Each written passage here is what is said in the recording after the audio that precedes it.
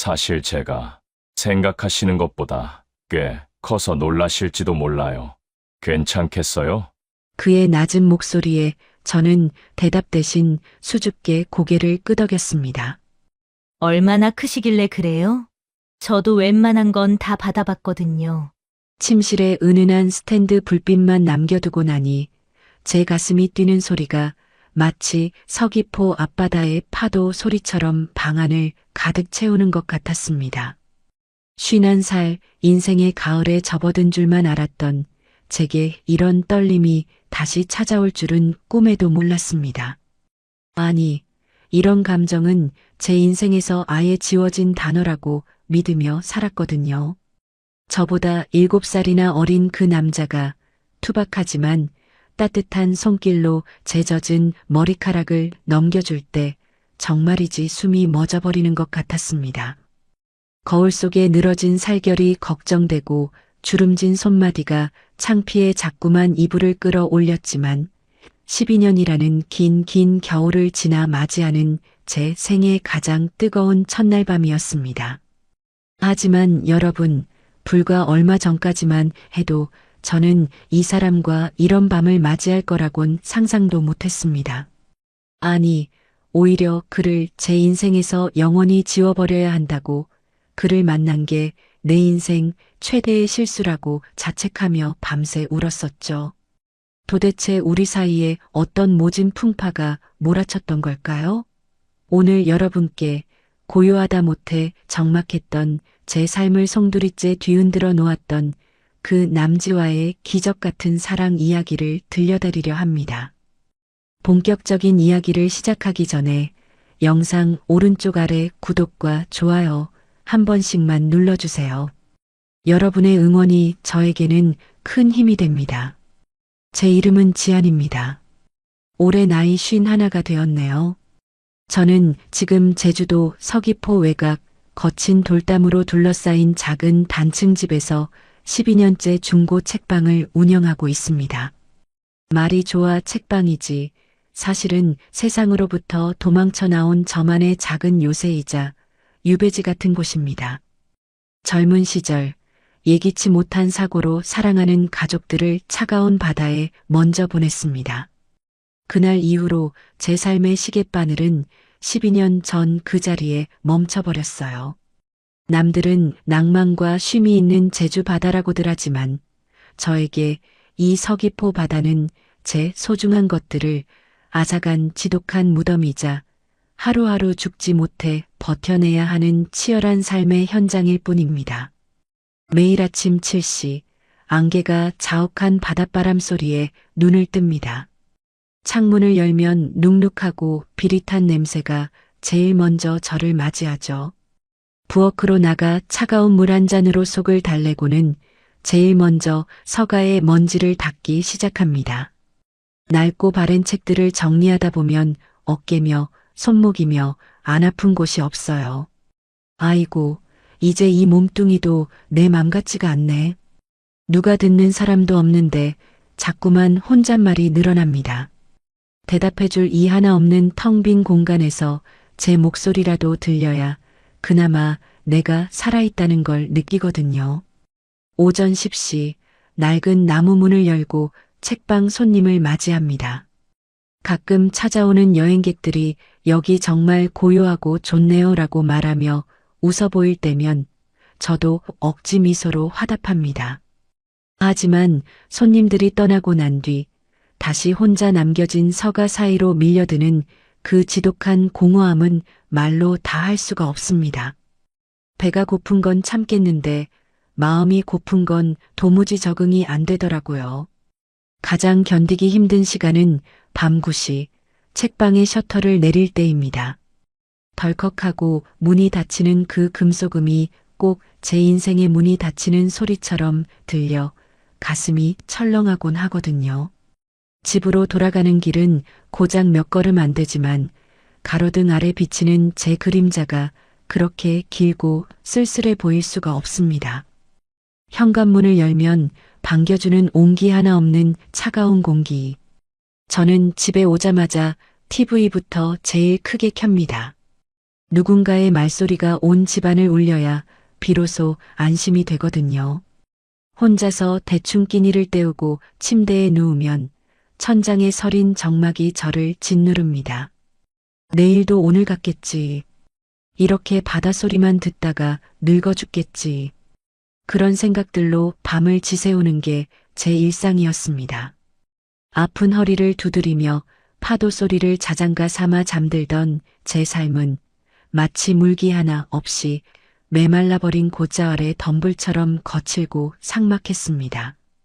그런 제게 감히 기적이라는 단어를 떠올리게 할 일이 일어날 줄은 꿈에도 몰랐습니다.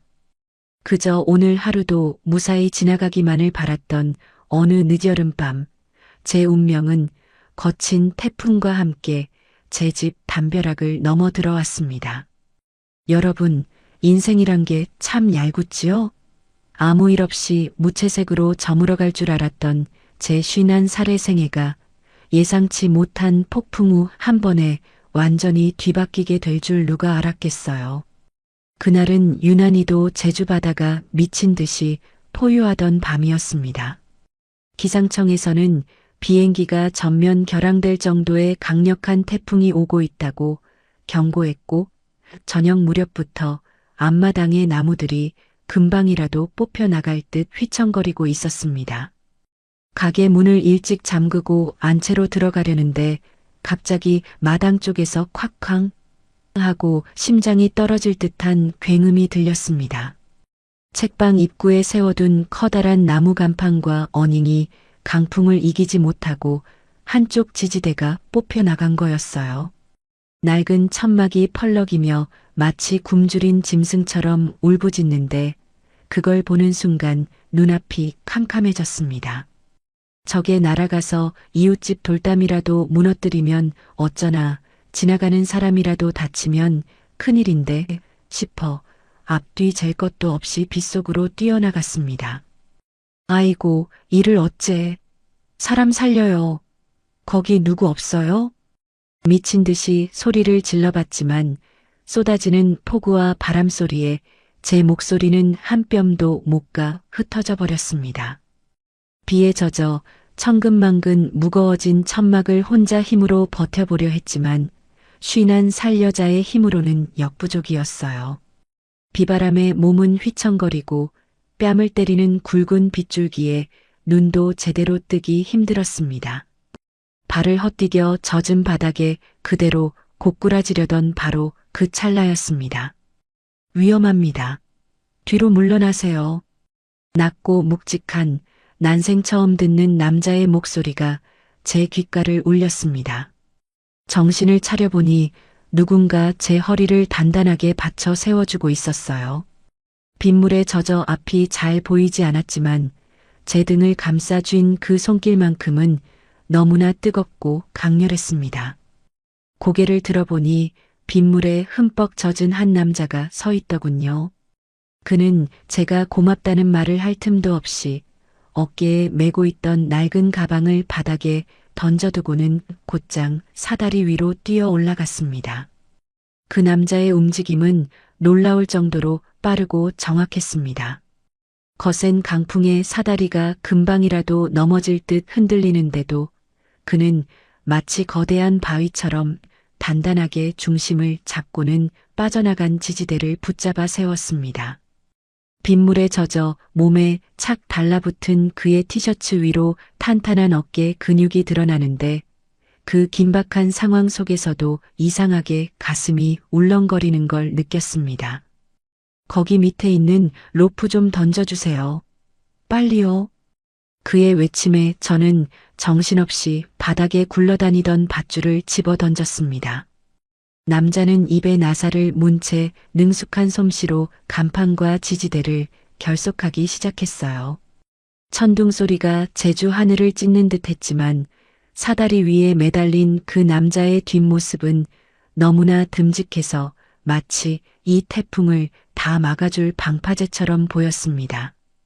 한참을 사투를 벌였을까요? 드디어 펄럭이던 천막이 단단하게 고정되었습니다. 남자가 사다리에서 천천히 내려왔을 땐 이미 우리 두 사람 다 물에 빠진 생쥐꼴이었죠. 남자는 가쁜 숨을 몰아쉬며 젖은 머리카락을 거칠게 뒤로 쓸어 넘겼습니다. 그때 처음으로 그의 얼굴이 조명빛 아래 제대로 보였어요. 51살인 저보다는 한참 어려 보였지만 눈매가 아주 깊고 눈빛이 선한 사람이었습니다. 이제 됐습니다. 내일 아침까지는 끄떡없을 거예요. 어디 다치신 데는 없으세요? 그가 다가와 묻는데 저는 저도 모르게 뒤로 한 걸음 물러섰습니다.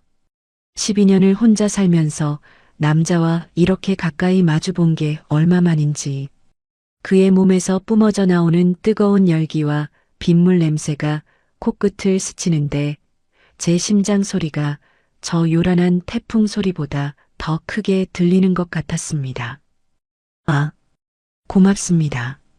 정말 큰일 날 뻔했는데 누구신지 이 밤에 여기까지 어떻게...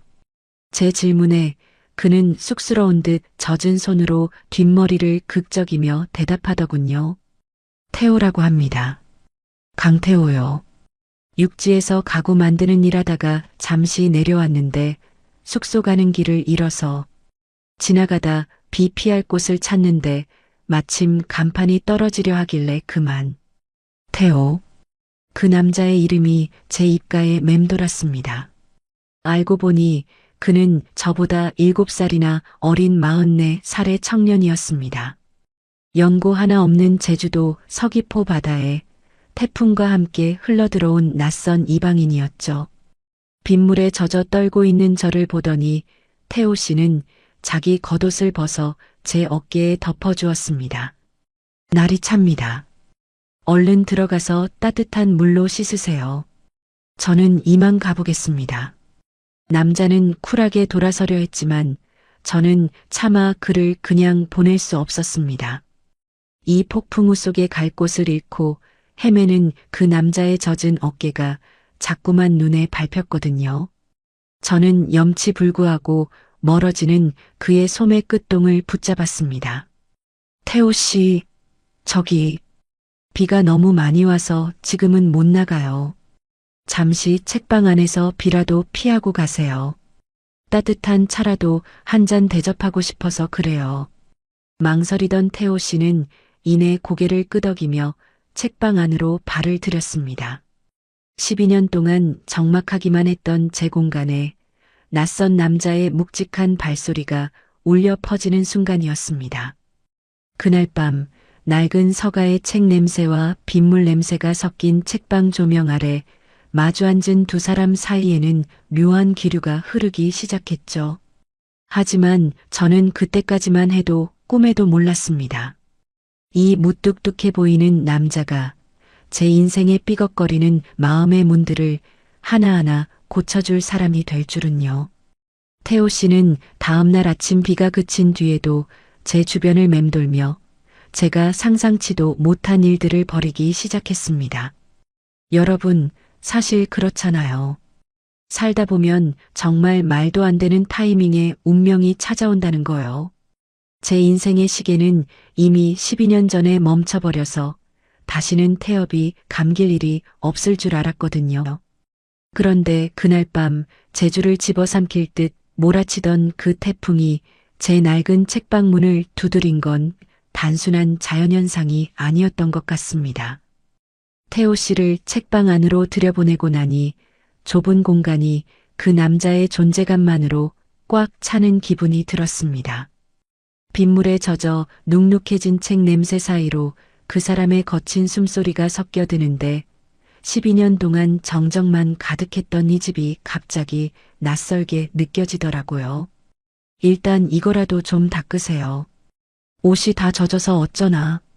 저는 서둘러 안채에서 두툼한 수건 몇 장과 제가 입던 헐렁한 티셔츠를 꺼내왔습니다.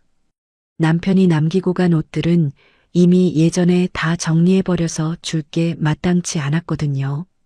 태호 씨는 쑥스러운 듯 수건을 받아들며 젖은 머리를 털어냈습니다.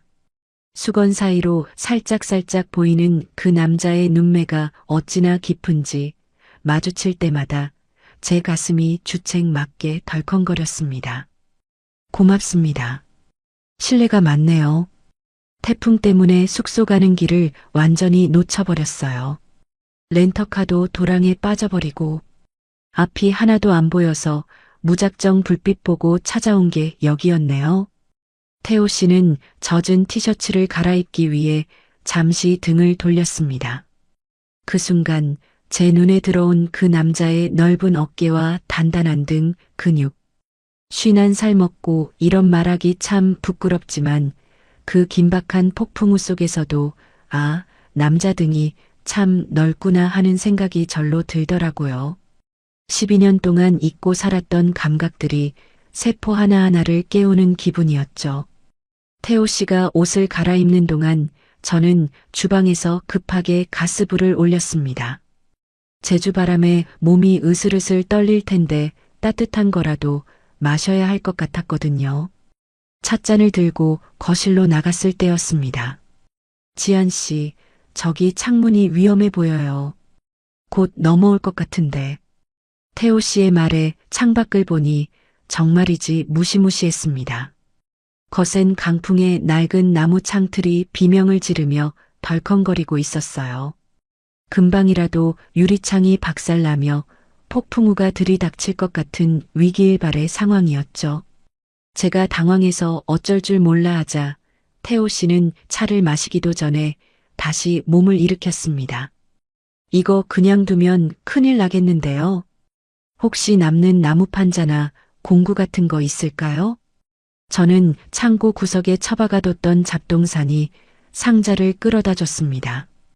태호 씨는 상자를 뒤져 망치와 못 그리고 굴러다니던 강목 몇 개를 찾아내더니 곧장 창가로 다가갔습니다. 여러분, 그 남자의 손놀림을 보셨어야 해요. 44세, 가구 제작자라고 하더니 손놀림이 정말 예사롭지 않았습니다. 거센 바람에 창문이 뒤로 밀릴 때마다 태호 씨는 온몸으로 창틀을 받쳐냈습니다.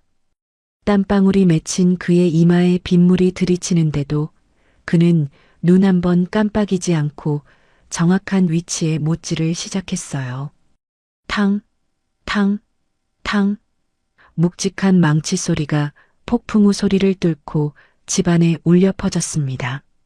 그 소리가 어찌나 든든하던지 12년 동안 밤마다 창문 흔들리는 소리에 가슴 졸이며 잠 못 이루던 제 마음의 불안까지 같이 못질해주는 기분이 들더라고요. 이제 됐습니다. 보강을 좀 해뒀으니까 웬만한 바람에는 안 떨릴 거예요. 태호 씨가 이마에 땀을 닦으며 말했습니다. 신기하게도 그 남자의 손길이 닿자마자 비명을 지르던 창문이 거짓말처럼 잠잠해졌습니다. 아니, 여전히 밖은 태풍이 몰아치고 있었지만 적어도 이 집 안만큼은 세상에서 가장 안전한 요새가 된 것 같았죠. 우리는 나란히 앉아 김이 모락모락 나는 차를 마셨습니다. 밖에는 비바람이 몰아치고 안에는 낯선 남자의 묵직한 온기가 감도는 이 기묘한 밤. 태호 씨는 자신의 가방에서 낡은 수첩 하나를 꺼내더니 뭔가를 끄적였습니다.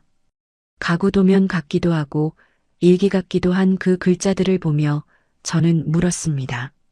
태호 씨는 가구를 만드신다고 하셨죠? 제주도에는 어쩌다 오게 되신 거예요?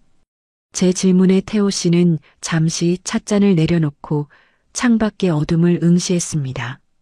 그냥 제가 만든 것들이 다 부질없게 느껴지는 날이 오더라고요. 사람 마음 하나, 편히 쉴 의자 하나 제대로 못 만드는 것 같아서 다 내려놓고 무작정 제주로 왔습니다. 그런데 첫날부터 이렇게 큰 태풍을 만날 줄은 몰랐네요. 그의 목소리가 낮게 깔리는데 그 속에 담긴 쓸쓸함이 제 마음의 그늘과 참 많이 닮아 있었습니다. 51의 과부와 44의 방랑 가구 제작자.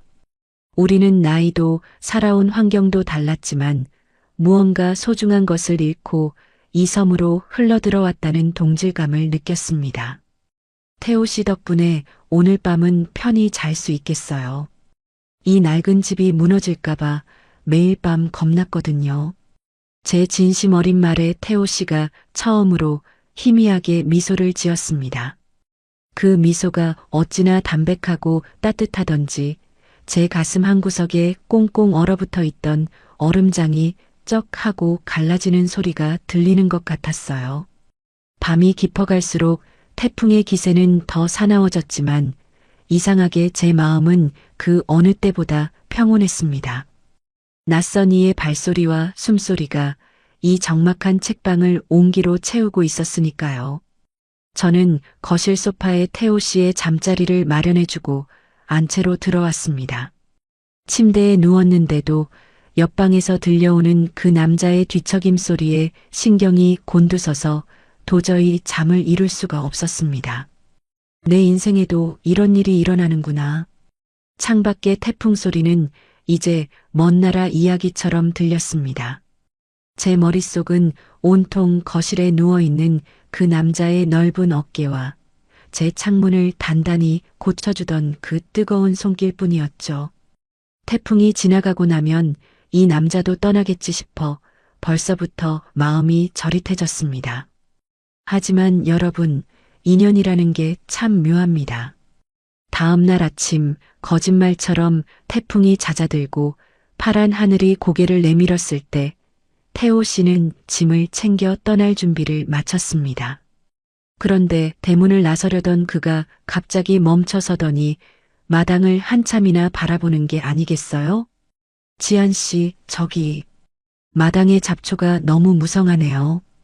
비에 젖어서 더 지저분해졌고, 그리고 저쪽 서가도 습기 때문에 뒤틀릴 것 같은데. 태호 씨의 시선이 멈춘 곳은 12년 동안 제 손길이 닿지 않아 황폐해진 책방의 구석구석이었습니다. 그는 떠나려던 발길을 돌려 공구 가방을 다시 고쳐맸습니다. 여러분, 사실 나이 50이 넘어가면 누군가 내 인생에 참견하는 게 참 번거롭고 성가신 일이 되거든요. 내 마음 하나 추스르기도 버거운 세월인데 남의 시선까지 신경 쓰며 살고 싶지 않으니까요. 그래서 태호 씨가 며칠 더 머물며 손 좀 봐드리겠다고 했을 때 처음엔 덜컥 겁부터 났습니다. 이 사람이 왜 안 가고 여기 있으려 할까? 나한테 무슨 볼일이라도 있나 싶어 경계하는 마음이 앞섰죠. 하지만 태호 씨는 그런 제 의심이 무색할 만큼 참 말이 없는 사람이었습니다. 그저 다음 날 아침 일찍부터 낡은 작업복으로 갈아입더니 약속이라도 한 듯 공구 가방을 메고 책방 구석구석을 살피기 시작하더군요. 지안 씨, 여기 서가 뒷벽에 곰팡이가 너무 심해요. 이대로 두면 책들이 다 상합니다. 그의 무심한 목소리에 뒤를 따라가 보니 정말이지 부끄러워서 쥐구멍이라도 찾고 싶었습니다. 12년 동안 가족을 잃은 슬픔에만 갇혀 살다 보니 정작 내가 머무는 공간이 얼마나 병들어가고 있는지 몰랐던 거예요. 습한 제주 날씨에 서가 뒷벽은 이미 시커멓게 변해 있었고 소중한 고서들의 모서리까지 눅눅하게 젖어 있었습니다. 마치 제 속마음이 골마 터진 걸 들킨 것 같아 얼굴이 화끈거렸죠. 태호 씨는 제가 대답할 틈도 없이 무거운 서가를 혼자서 번쩍번쩍 들어 옮기기 시작했습니다. 44세, 한창 때의 남자라 그런지 그 두툼한 팔뚝에 힘줄이 솟아오르는데 그 모습이 어찌나 듬직하던지요. 그는 곰팡이를 닦아내고 벽면에 방습 처리를 한 뒤 직접 가져온 사포로 서가의 거친 면을 매끄럽게 밀어냈습니다. 사각사각. 공간을 채우는 사포질 소리가 이상하게 제 귀에는 자장가처럼 평온하게 들렸습니다. 곰팡이 냄새가 진동하던 책방에 조금씩 싱그러운 나무 향기가 번지기 시작하더군요. 태호 씨는 점심때가 되어도 쉴 줄을 몰랐습니다. 서가 보수가 끝나자 이번엔 낫을 들고 마당으로 나갔습니다. 여러분, 제 집 마당 보셨으면 아마 기절하셨을 거예요. 잡초가 제 허리춤까지 자라서 여기가 사람 사는 집인지 흉가인지 분간이 안 될 정도였거든요. 태호 씨는 뙤약볕 아래서 묵묵히 낫지를 하며 그 지겨운 잡초들을 하나하나 걷어내기 시작했습니다. 땀이 비 오듯 쏟아져 티셔츠가 등에 착 달라붙었는데도 그는 그 흔한 덥다는 소리 한 번을 안 하더라고요. 태호 씨, 이제 그만하고 들어와서 물 좀 마셔요. 그러다 쓰러지겠어요. 제가 수건을 들고 나가자 그는 거친 손으로 땀을 닦으며 씩 웃었습니다.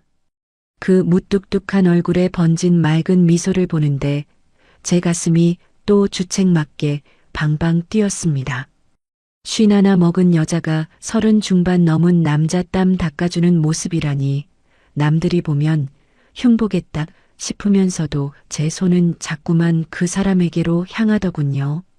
태호 씨는 잡초를 다 뽑아내더니 어디서 구했는지 예쁜 현무암들을 가져와 마당 한편에 아담한 돌담 화단을 만들기 시작했습니다. 거칠고 투박한 돌들이 그 남자의 손을 거치니 기가 막히게 정갈한 모양새를 갖춰가더라고요.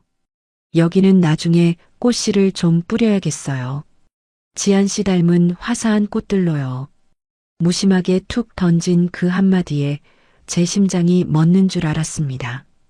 저를 닮은 꽃이라니요. 12년 동안 누구 엄마도 아니고 사장님도 아닌 그저 시들어가는 여자로만 살았던 제게 꽃이라는 단어를 붙여준 사람은 이 남자가 처음이었습니다.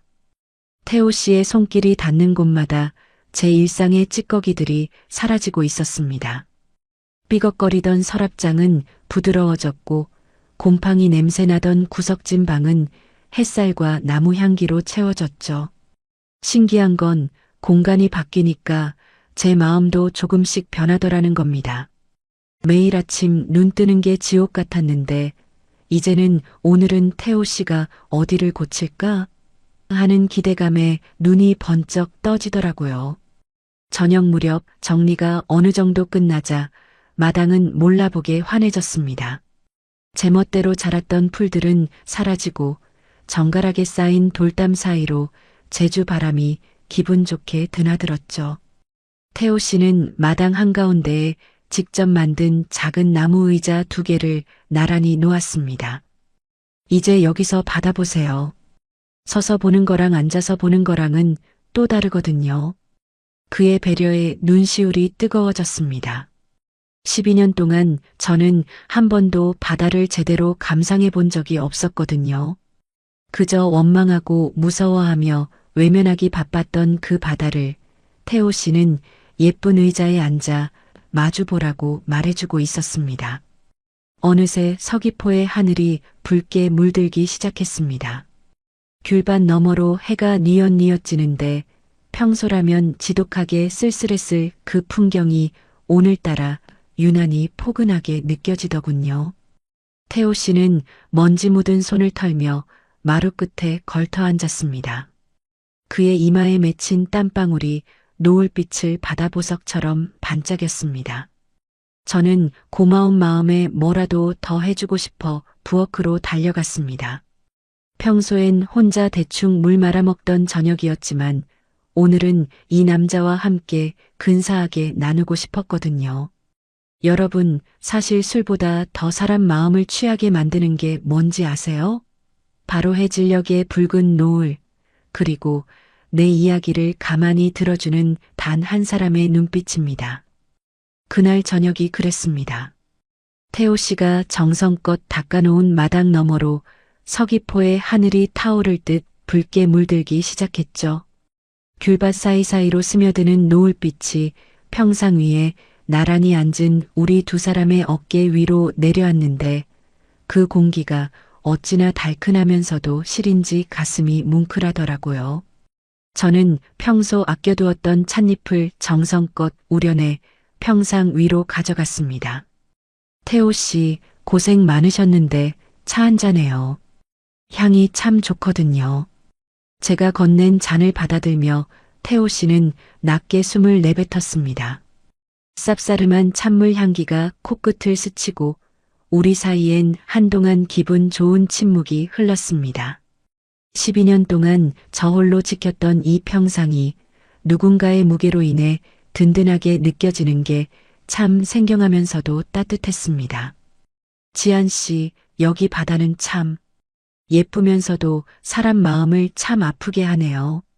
먼저 입을 뗀 건 태호 씨였습니다. 평소 말이 없던 그가 찻잔을 만지작거리며 꺼낸 첫 마디였죠.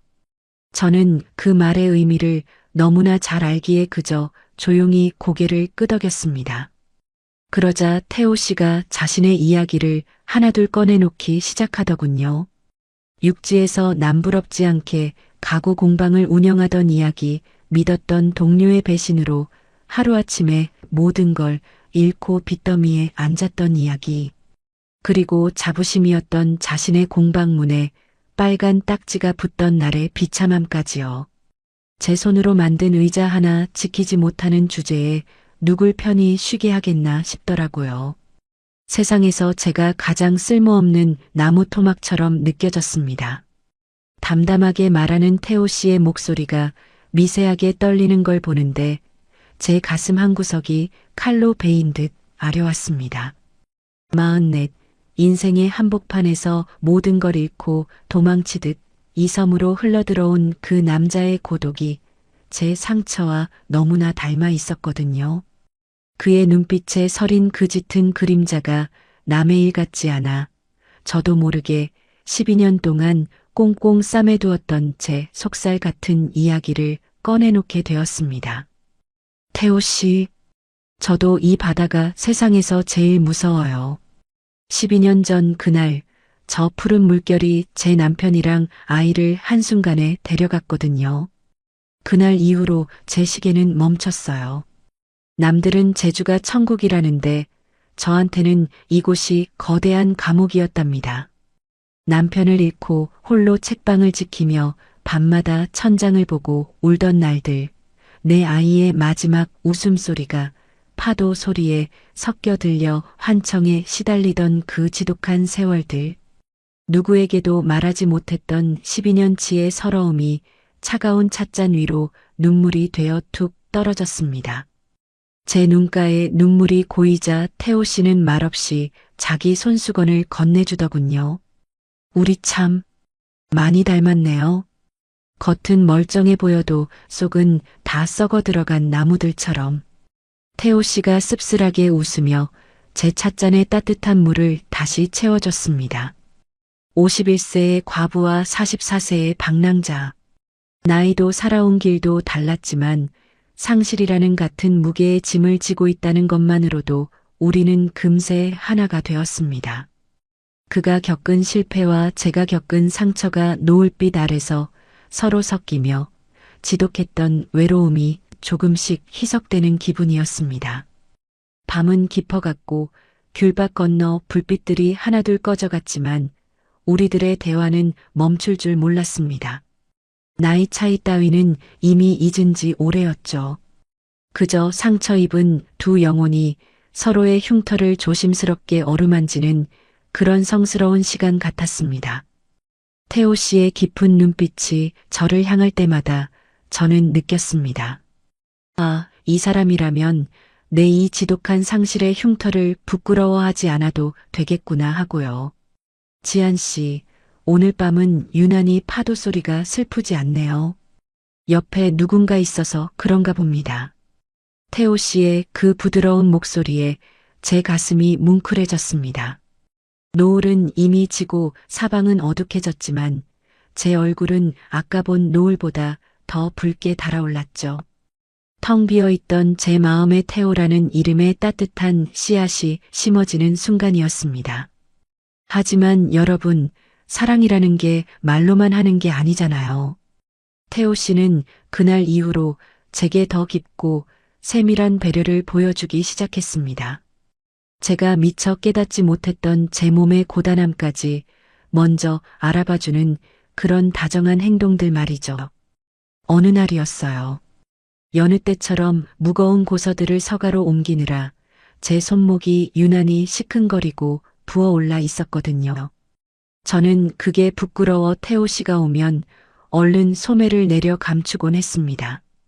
그런데 그가 제 수줍은 속사정까지 다 꿰뚫어 보고 있을 줄은 정말 꿈에도 몰랐습니다. 여러분, 사실 나이 먹고 하는 사랑은 화려한 보석이나 값비싼 이벤트보다 내 몸 어디가 아픈지 남 모르게 살펴주는 그 마음 하나에 속수무책으로 무너지는 법입니다. 51쯤 되면 몸 여기저기 고장이 나기 마련인데 특히나 무거운 책을 매일같이 들었다 놨다 하는 제 손목은 늘 파스 냄새가 가실 날이 없었거든요. 그날도 여느 때처럼 서가를 정리하다 손목이 찌릿해서 저도 모르게 인상을 찌푸리며 팔목을 주무르고 있었습니다. 그런데 어느샌가 다가온 태호 씨가 제 곁에 떡하니 서서 가만히 제 손을 쳐다보더라고요. 짠 바닷바람과 낡은 책장 사이에서 갈라지고 터져서 마디가 굵어진 제 못난 손을요. 12년 넘게 책방을 지키며 훈장처럼 박힌 굳은 살. 저는 그게 갑자기 너무 창피해서 얼른 등 뒤로 손을 감췄습니다. 아이고, 태호 씨. 보지 마세요. 여자 손이 이래서 창피하네. 고생을 많이 해서 징그럽죠? 제가 민망해서 웃어넘기려는데 태호 씨의 표정이 유난히 진지했습니다. 그는 아무 말 없이 자기 작업실로 쓰던 창고로 들어가더니 한참 동안 망치 소리와 사포질 소리를 내더라고요. 그러더니 저녁 무렵 각각 가는 신선한 나무 향이 진동하는 물건 하나를 제 앞에 내밀었습니다. 지한 씨, 이거 한번 써보세요. 책 옮길 때나 읽을 때 손목에 물이 안 가게 제가 특별히 각도를 좀 맞춰봤습니다. 태호 씨가 건넨 건 아주 매끄럽게 잘 닦인 나무 독서대였습니다. 그런데 그냥 독서대가 아니었어요. 제 손목의 높이와 책을 집어드는 습관까지 세밀하게 관찰해서 만든 오직 저만을 위한 맞춤형 독서대였습니다. 손을 얹는 부분이 인체공학적으로 완만하게 설계되어 있어서 책을 올려두고 넘길 때 손목에 힘이 전혀 들어가지 않게 만들어졌더라고요. 직접 만드신 거예요? 세상에. 어쩜 이렇게 보드라워요? 제가 감탄하며 독서대를 쓰다듬자 태호 씨는 쑥스러운 듯 뒷머리를 긁적였습니다. 그 투박한 남자가 제 손목 아픈 걸 기억하고 그 커다란 손으로 정교하게 나무를 깎았을 모습을 상상하니 코끝이 찡해졌습니다. 남편 떠나고 누구 하나 제 손목이 시린지 어깨가 결리는지 물어봐주는 사람이 없었거든요. 12년 만에 처음으로 보살핌이라는 걸 받아본 제 가슴 속에선 뜨거운 게 울컥 올라왔습니다. 저는 그 고마움을 그냥 넘길 수 없었습니다. 태호 씨가 근처 민박집에서 대충 끼니를 때운다는 말을 들었을 때부터 줄곧 마음이 쓰였거든요. 그날 저녁 저는 시장에서 제일 싱싱한 옥돔 2마리를 사왔습니다. 태호 씨를 위해 제대로 된 진짜 제주 밥상을 차려주고 싶었거든요. 커다란 냄비에 들기름을 넉넉히 두르고 정성껏 말린 미역과 뽀얀 옥돔 살을 넣어 푹 끓였습니다. 보글보글 끓어오르는 미역국 냄새처럼 제 마음도 설렘으로 차올랐죠. 갓 지은 하얀 쌀밥에 직접 담근 톤 무침까지 내놓으니 적막했던 책방 식탁이 모처럼 풍성해졌습니다. 태호 씨, 매일 밖에서 드시지 말고 오늘 저녁은 여기서 저랑 같이 해요. 선물해 주신 독서대. 정말 너무 고마워서 제가 특별히 끓였어요. 태호 씨는 자리에 앉아 제가 건넨 옥돔 미역국 국물을 한 수저 떴습니다. 정말 시원하네요. 제주 와서 먹은 음식 중에 제일 맛있습니다. 그가 땀을 뻘뻘 흘리며 밥 공기를 비워내는 모습을 보는데 제가 다 배가 부르고 행복하더라고요. 그는 제 미역국을 세상에서 가장 귀한 보약처럼 먹어줬고 저는 그가 선물한 독서대 덕분에 마음까지 든든해졌습니다. 나무 독서대와 옥돔 미역국. 어떻게 보면 참 소소한 것들이지만 우리에겐 그게 서로의 마음을 확인하는 가장 확실한 징검다리였습니다. 이 사람이라면 내 아픈 몸과 마음을 맡겨도 되겠다. 이 여자라면 내가 평생 지켜주고 싶다는 마음이 그 작은 배려들 속에 싹트고 있었던 겁니다. 저녁을 다 먹고 난 뒤 밖에는 은은한 달빛이 우리 책방 마당을 비추고 있었습니다. 설거지를 마치고 나오니 태호 씨가 마당 돌담 끝에 서서 밤바다를 보고 있더라고요. 평소보다 더 묵직하게 가라앉은 그의 뒷모습을 보는데 제 가슴이 다시 한번 주책맞게 방방 뛰기 시작했습니다. 우리는 약속이라도 한 듯 함께 신발을 신었습니다. 지한 씨, 달이 참 밝네요. 해안도로 좀 걸을까요? 태호 씨의 제안에 저는 기쁜 마음으로 겉옷을 챙겨 입었습니다. 밤 공기는 차가웠지만 그와 나란히 걷는 이 길이 제 인생의 새로운 시작이 될 것만 같은 예감이 들었거든요. 여러분, 사실 50이 넘은 나이에 누군가와 손을 잡고 밤길을 걷는다는 게 얼마나 쑥스러운 일인지 아실 거예요. 이 나이쯤 되면 사랑이라는 단어가 꼭 내 옷이 아닌 것처럼 어색하고 남사스럽게 느껴지기 마련이거든요. 그런데 그날 밤 보름달이 환하게 비추던 서귀포 해안도로는 이상하게도 저를 다시 20살 소녀로 되돌려 놓은 것만 같았습니다. 은은한 달빛이 바다 위에 부서져 윤슬처럼 반짝이고 발걸음을 옮길 때마다 철썩이는 파도 소리가 우리 두 사람의 발소리에 장단을 맞췄습니다. 태호 씨는 제 보폭에 맞춰 천천히 걸어주었죠. 그와 나란히 걷고 있으니 그의 팔에서 전해지는 묵직한 온기가 차가운 밤 공기를 뚫고 제 피부로 스며들었습니다. 심장이 입 밖으로 튀어나올 것만 같아 저는 애꿎은 옷자락만 만지작거렸습니다. 한참을 말없이 걷다가 하얀 등대가 보이는 언덕 끝에 멈춰 섰습니다. 등대 불빛이 규칙적으로 밤바다를 비추는 그 고요한 풍경 속에서 저는 12년 동안 가슴 깊숙이 묻어두었던 두려움을 꺼내놓지 않을 수 없었습니다. 태호 씨, 저요. 사실 지금 이 순간이 너무 꿈만 같아서 무서워요. 12년 전 그날 이후로 저는 다시는 누군가를 가슴에 들여놓지 않겠다고 그렇게 문을 꽁꽁 걸어 잠그고 살았거든요. 제 목소리가 파도 소리에 섞여 파르르 떨려 나왔습니다. 태호 씨는 가만히 멈춰서서 제 옆 얼굴을 응시했습니다. 사랑하는 사람을 또 잃게 될까봐, 다시 그 지옥 같은 상실의 바다에 던져질까봐, 누군가를 다시 좋아한다는 게 저한테는 세상에서 제일 무서운 일이에요. 제가 정말 다시 사랑해도 되는 걸까요? 태호 씨 같은 분을 제가 감히 욕심내도 되는 걸까요? 말을 끝내고 나니 참아왔던 눈물이 뺨을 타고 흘러내렸습니다. 51세 먹은 여자가 건네는 이 처절하고도 수줍은 고백. 태호 씨가 당황해서 뒷걸음질 치면 어쩌나, 이 무거운 마음이 그 사람을 도망가게 만들면 어쩌나 싶어 눈을 질끈 감았습니다. 그런데 그 순간 차갑게 식어있던 제 손위로 뜨겁고 두툼한 손이 겹쳐졌습니다. 태호 씨였습니다. 그는 제 손을 부서질 듯 꽉 움켜잡더니 저를 똑바로 바라보며 묵직한 목소리로 말했습니다.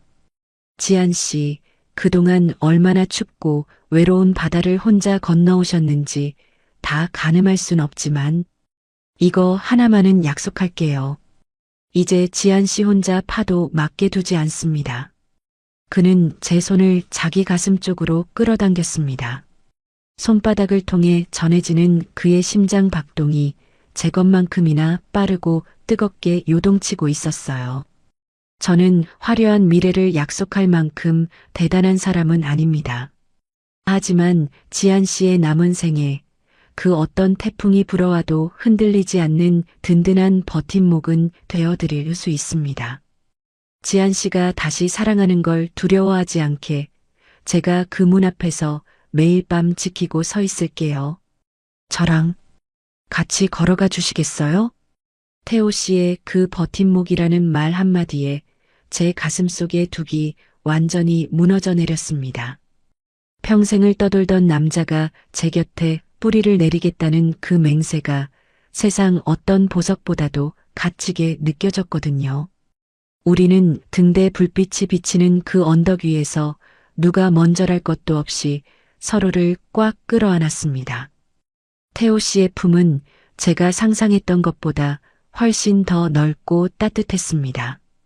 그의 가슴에 귀를 대니 세상을 다 가진 것 같은 안도감이 밀려왔어요.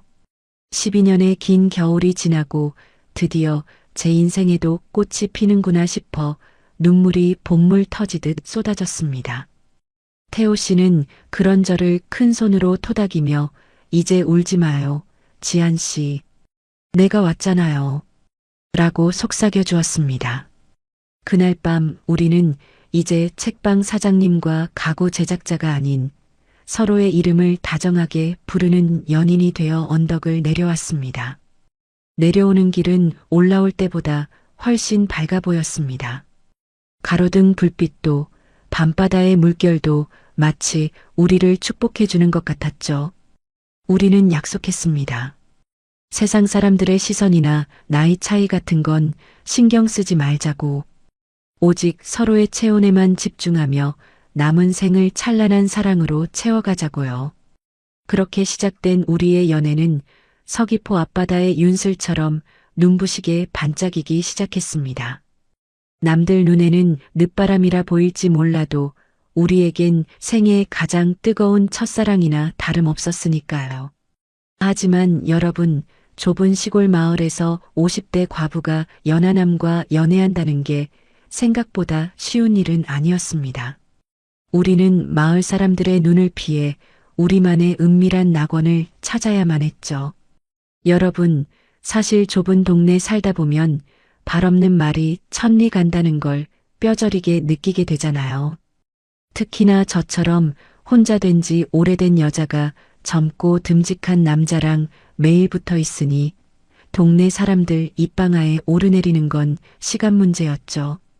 시장에만 가도 책방 사장님, 요즘 얼굴이 활짝 폈네? 하며 던지는 그 뼈 있는 농담들이 어찌나 가시처럼 따갑던지요. 그래서 우리는 우리들만의 은밀한 도피처를 찾기로 했습니다. 바로 제주의 허파라고 불리는 원시림이 우거진 깊은 숲꽃자왈이었어요. 지한 씨, 오늘은 아무도 우리 방해 못하는 곳으로 가요. 내가 아주 근사한 명당을 받았거든요. 태호 씨가 앞장선 그날의 숲길은 평소보다 유난히 싱그러웠습니다. 곶자왈 깊숙이 들어갈수록 사람 사는 마을의 소음은 멀어지고 기괴하게 뒤틀린 나무뿌리와 초록빛 이끼들이 우리를 반겨주었죠. 습기 머금은 흙내음과 이름 모를 산새 소리. 그 신비로운 숲의 품속으로 들어가니 마치 세상의 태호 씨와 저 단둘만 남겨진 것 같은 기분이 들더라고요. 태호 씨는 제 손을 꼭 잡고 험한 바위길을 조심조심 이끌어 주었습니다. 51라는 나이가 무색하게 그 사람 손만 잡으면 자꾸만 가슴이 두근거리고 발걸음이 가벼워지는 게 꼭 18살 첫사랑을 시작한 아이처럼 굴게 되더라고요. 한참을 걷다 보니 햇살이 나뭇잎 사이로 보석처럼 쏟아지는 작은 공터가 나타났습니다. 자, 오늘의 식당입니다. 마음에 드세요? 태호 씨가 배낭에서 돗자리를 꺼내 깔고는 어제 제가 싸둔 투박한 주먹밥과 태호 씨가 보온병에 담아온 따뜻한 커피를 꺼내 놓았습니다. 사실 화려한 레스토랑도 아니고 숲 한가운데 돗자리 하나 깔았을 뿐인데 그 어떤 만찬보다도 설레고 행복했습니다. 태호 씨, 저 정말 오랜만이에요.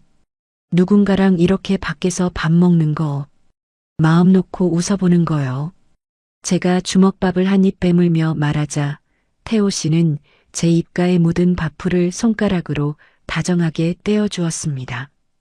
그 짧은 접촉만으로도 온몸에 전율이 흐르는데 참, 이 나이 먹고도 이런 감정이 살아있다는 게 스스로도 믿기지 않았습니다.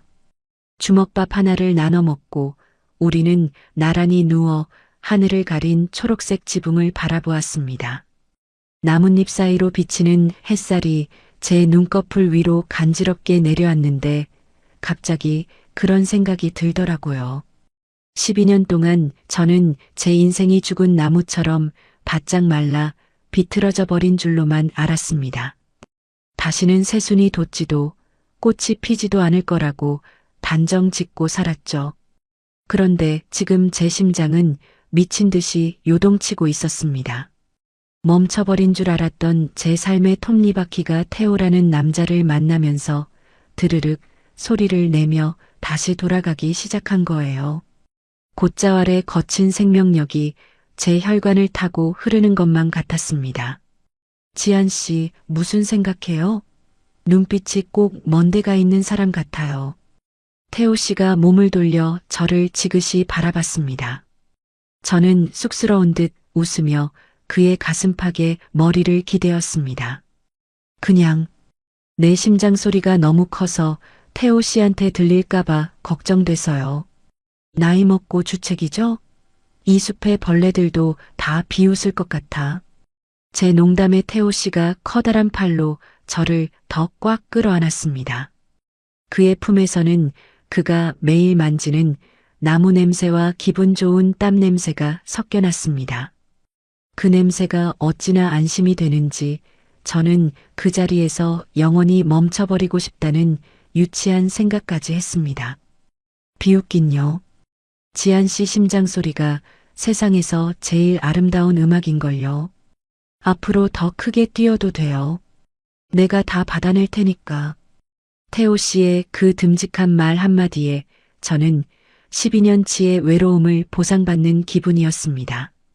숲은 고요했고 햇살은 따스했으며 제 곁에는 저를 위해 기꺼이 나무 그늘이 되어주겠다는 남자가 있었습니다. 하지만 여러분, 행복이 깊어질수록 한편으로는 불안함이 고개를 들기 마련이잖아요. 이 평화가 태풍 전야처럼 느껴지는 건 왜일까요? 곧자왈의 깊은 정막 속에서 우리는 서로의 숨결을 확인하며 사랑을 속삭였지만 산을 내려가면 다시 마주해야 할 현실들이 우리를 기다리고 있었습니다. 태호 씨와 저는 돗자리를 정리하며 일어섰습니다. 돌아가는 길 태호 씨가 제 귓가에 대고 낮게 속삭이더군요. 지한 씨, 오늘 밤 우리 집으로 오지 않을래요? 태풍 오는 날 고쳐준 그 창문이 잘 있는지 같이 확인하고 싶어서요. 그의 제안은 단순한 집 구경이 아니라는 걸 저도 그도 알고 있었습니다. 보름달 아래서 맺은 약속보다 더 깊고 진한 서로의 온전한 살결을 나누고 싶다는 신호였죠. 저는 대답 대신 그의 손을 더 꽉 잡았습니다. 여러분, 인생이라는 게 참 무섭습니다. 꼭 내가 가장 행복하다고 느낄 때, 이제야 겨우 살 것 같다고 숨을 몰아쉴 때, 운명은 마치 기다렸다는 듯이 가장 날카로운 칼날을 들이밀더라고요. 태호 씨와 곧자왈에서 꿈 같은 시간을 보내고 돌아온 지 불과 며칠 지나지 않았을 때였습니다. 그날은 유난히 안개가 짙게 낀 오후였어요. 책방 앞마당에서 태호 씨가 제게 선물할 작은 화분 받침대를 만들고 있었고 저는 옆에서 그가 일하는 모습을 보며 갓 우려낸 차를 따르고 있었죠. 그런데 갑자기 책방 입구에 검은색 고급 세단 한 대가 거칠게 멈춰 섰습니다. 문이 열리더니 험악한 인상을 한 건장한 남자 셋이 내리더군요. 평화롭던 서귀포 시골 마을과는 전혀 어울리지 않는 살벌한 기운을 내뿜는 사람들이었습니다. 강태호, 너 여기 숨어 있었냐? 우리가 못 찾을 줄 알았어? 그들의 목소리가 들리는 순간 제 곁에서 대패질을 하던 태호 씨의 손이 딱 멈췄습니다. 그의 등 뒤로 흐르던 그 든든한 온기가 순식간에 차가운 서리로 변하는 것 같았어요. 태호 씨는 천천히 몸을 일으켜 세웠습니다. 그의 얼굴은 제가 한 번도 본 적 없는 창백하고도 딱딱하게 굳은 표정이었죠. 여기까지 어떻게 알고 왔어? 지한 씨, 잠시만 안으로 들어가 계세요. 태호 씨의 목소리가 낮게 가라앉아 떨리고 있었습니다. 저는 가슴이 철렁 내려앉았지만 그를 혼자 둘 수 없어 그의 옷자락을 붙잡았습니다. 하지만 태호 씨는 제 손을 부드럽지만 단호하게 떼어내며 저를 안채 쪽으로 밀어 넣었죠. 닫힌 문틈 사이로 밖의 대화가 들려왔습니다. 돈, 분양, 피해자들. 이해할 수 없는 단어들이 오가더니 결국 태호 씨는 그들에게 끌려가듯 차에 올라탔습니다. 금방 돌아올게요, 지한 씨. 걱정하지 마요. 그게 그날 그가 남긴 마지막 말이었습니다. 태호 씨가 떠나고 난 뒤 서귀포의 안개는 더 짙어졌습니다. 그리고 그 안개를 타고 무시무시한 소문들이 제 책방 문턱을 넘어오기 시작했어요. 사장님, 뉴스 봤어? 그 강태호라는 남자 말이야. 가구 만드는 사람인 줄 알았더니 순 사기꾼이라며? 다음 날 아침 시장에서 만난 이웃 여자가 제 손을 붙잡고 호들갑을 떨었습니다. 제 귀를 의심했습니다. 마을 사람들 입에서 오르내리는 태호 씨의 과거는 제가 아는 그 다정하고 무뚝뚝한 남자와는 전혀 딴판이었습니다. 육지에서 수백 명의 눈물을 쏙 뺀 대규모 분양 사기극의 핵심 인물이었고 수십억을 챙겨 제주도로 도망쳐온 파렴치한이라는 거였죠. 아니야, 그럴 리 없어요. 그 사람은 그런 짓을 할 사람이 아니라고요. 제가 소리 높여 부인해봤지만 사람들의 시선은 이미 싸늘하게 식어 있었습니다. 사장님도 참 순진하시네. 그렇게 덩치 크고 말수 적은 놈들이 속은 더 시커먼 법이야. 사장님 돈 노리고 접근한 거 아니야?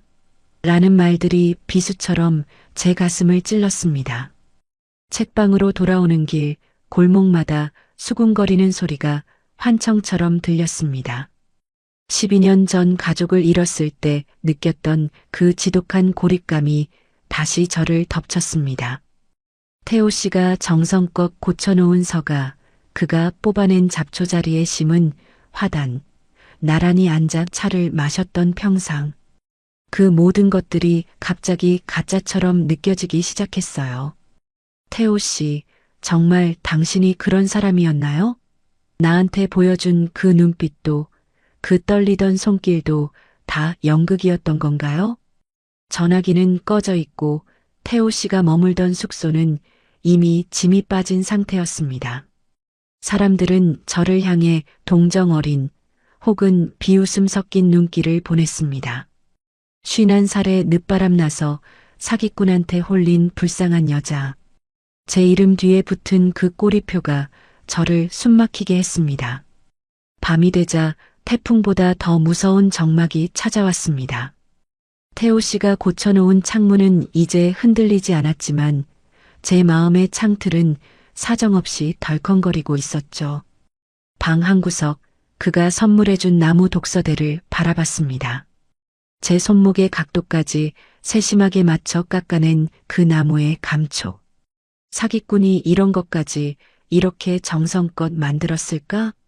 하는 의문과 세상에 믿을 놈 하나 없다는 절망감이 제 안에서 미친 듯이 싸웠습니다.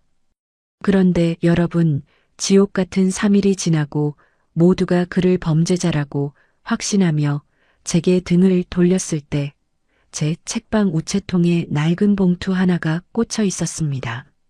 보낸 사람 이름도 없는 흙먼지가 잔뜩 묻은 봉투였죠.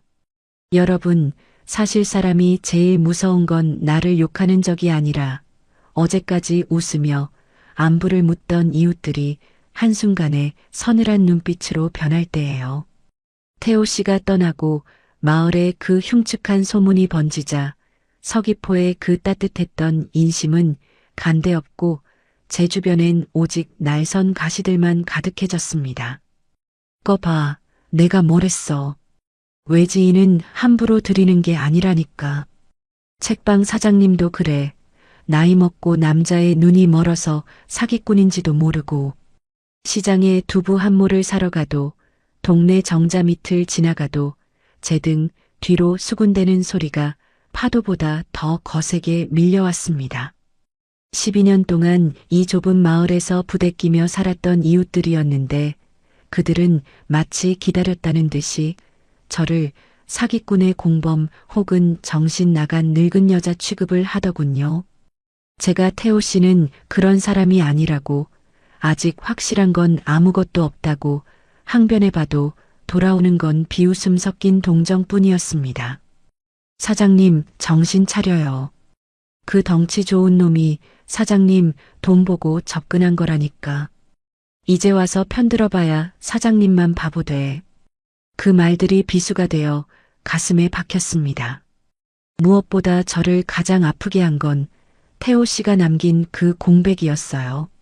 3일째 전화기는 꺼져 있고 그가 머물던 방엔 온기 하나 남아있지 않았죠.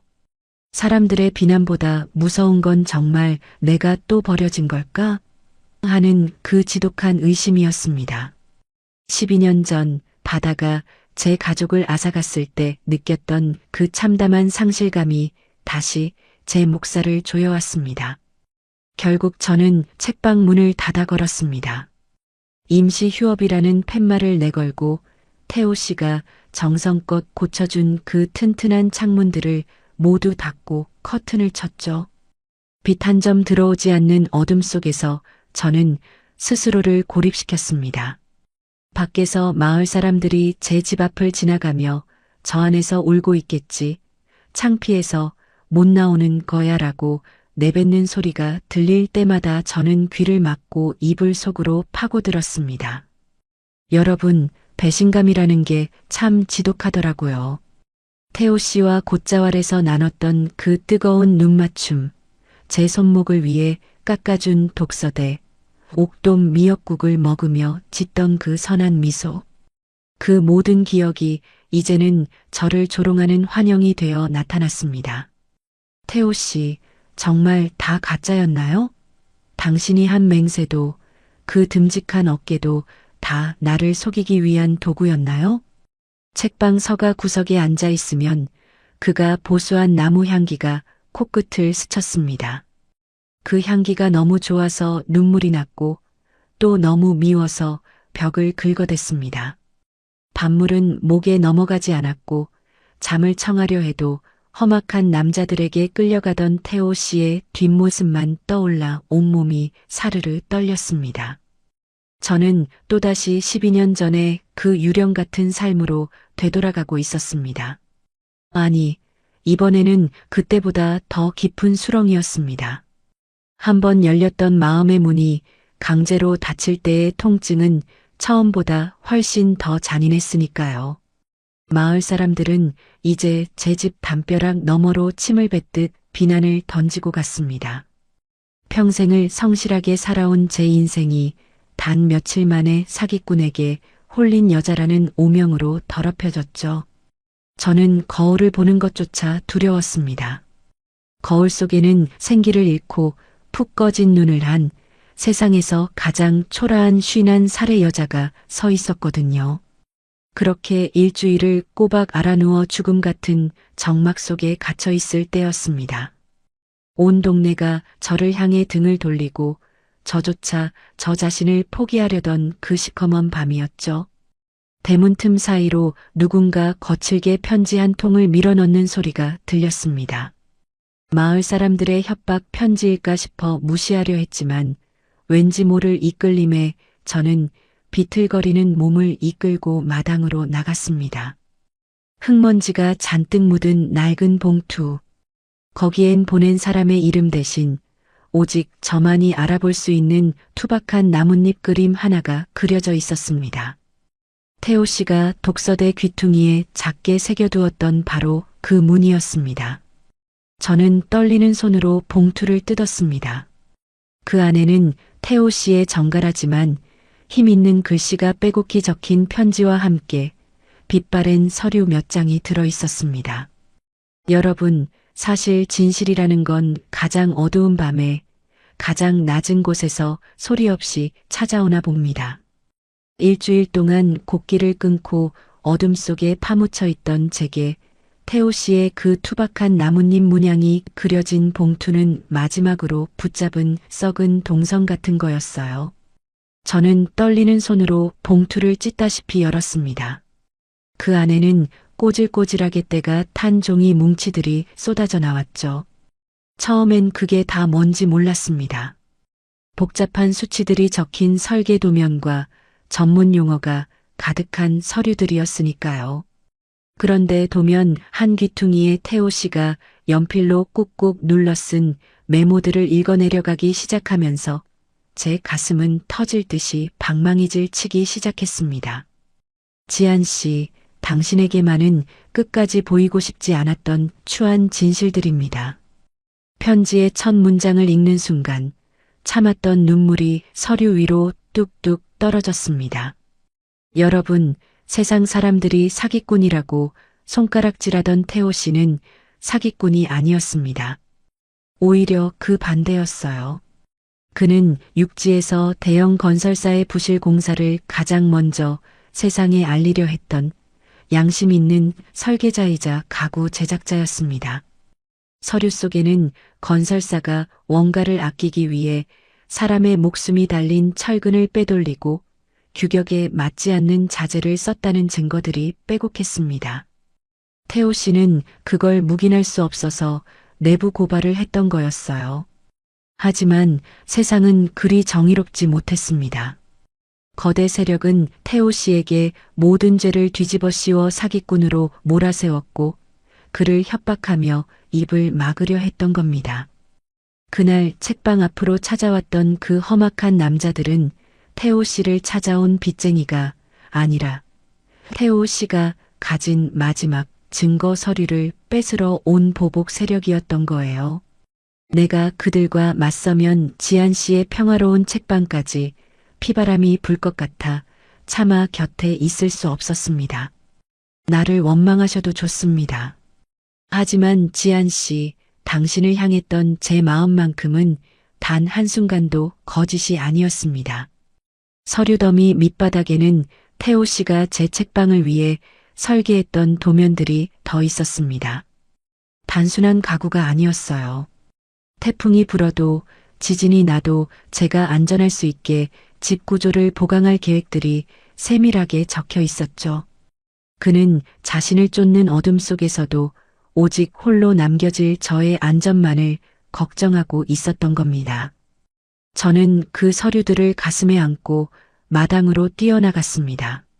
12년 전 세상이 무너졌을 때 아무도 제 말을 들어주지 않았던 것처럼 태호 씨도 지금 어디선가 그 외로운 싸움을 혼자 하고 있을 거라는 생각에 미칠 것만 같았습니다. 바보 같은 사람, 왜 혼자 감당하려고 했어요? 나도 당신의 버팀목이 되어줄 수 있는데 마을 사람들의 수군거림, 배신감, 그런 건 이제 아무래도 좋았습니다. 그 듬직한 어깨 뒤에 가려져 있던 태호 씨의 고독한 상처가 제 가슴을 후벼 팠습니다. 그는 제가 다시 상처받을까봐, 자신 때문에 제 삶이 망가질까봐 일부러 사기꾼이라는 오명을 뒤집어 쓴 채 제 곁을 떠난 거였어요. 저를 지키기 위해 그는 자신의 전부를 던진 셈이었습니다. 저는 그 길로 책방 문을 박차고 나갔습니다. 51살 인생에 처음으로 누군가를 구해야 한다는 일념 하나로 헝클어진 머리를 쓸어 넘길 새도 없이 경찰서와 언론사를 향해 달렸습니다.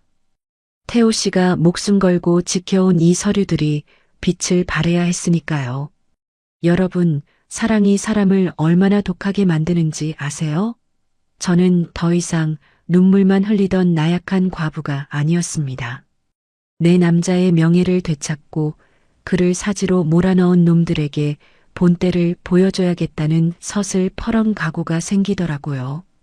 저는 제 손목의 통증도 잊은 채 태호 씨가 남긴 증거들을 하나하나 정리하며 세상을 향해 외칠 준비를 했습니다.